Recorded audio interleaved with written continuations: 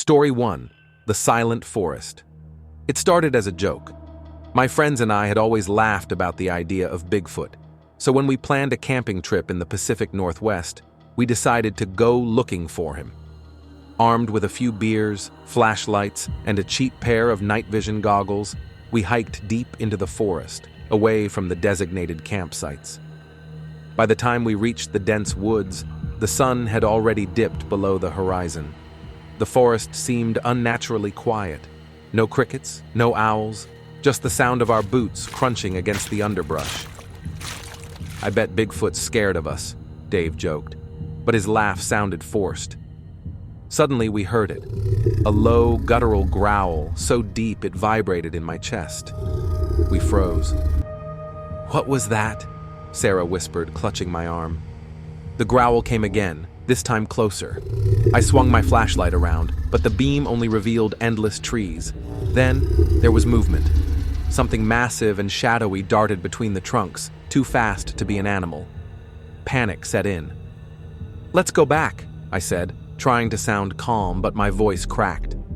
We turned to leave, but the path was gone. Or maybe we were just disoriented. The growls turned into heavy footsteps, circling us. The trees seemed to close in, and then we saw it. A hulking figure stood just beyond the edge of our flashlight beams, its eyes glowing faintly in the dark. It let out a deafening roar that sent us running blindly into the woods. I don't know how long I ran, but when I finally stopped, I was alone. My friends were gone. The last thing I remember was the sound of branches snapping behind me before something yanked me off my feet.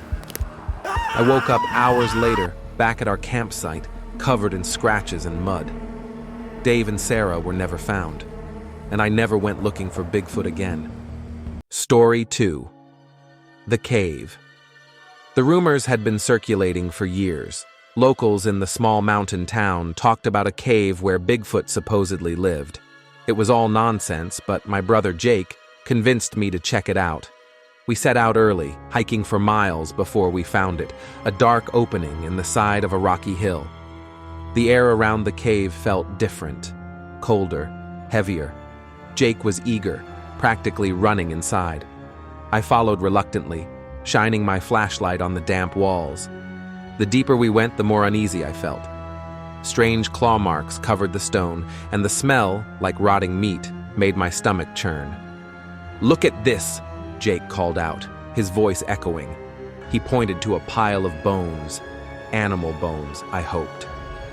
Then we heard a noise from deeper in the cave. A wet, slithering sound, followed by a low rumble. My flashlight flickered, and for a moment, the darkness seemed alive.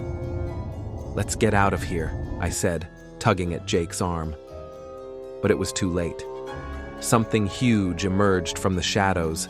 Its matted fur brushed the ceiling, and its eyes burned like coals. It wasn't just Bigfoot. It was something worse, something primal and feral. Jake screamed, and I turned to run, but the creature moved faster than I thought possible.